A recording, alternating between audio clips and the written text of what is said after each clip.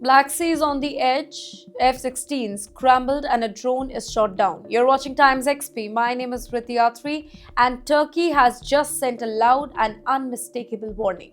Not with words, but with the fighter jet and firepower. Here's what really happened. So it was early morning, radar screens were lit up. An unverified drone moved towards Turkish airspace from the Red Sea. It's flying out of control. It does not respond. Turkey reacts instantly. F-16 fighter jets roar into the sky. Moments later, the drone was destroyed, shot down in a safe zone far from the civilians. The message is clear. Do not test Turkish airspace here. Let me tell you why this is so serious. This is not an isolated incident. The Black Sea is boiling right now. Ukraine has stepped up attacks on Russia's shadow oil fleet. Russia is hitting Ukrainian port harder than ever.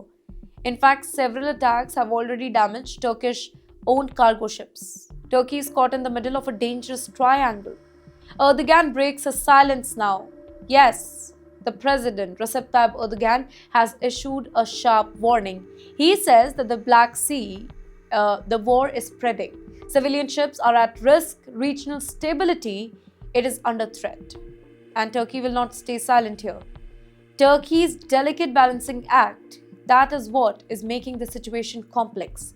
Turkey is a NATO member, but it is also keeping its work ties close with Russia.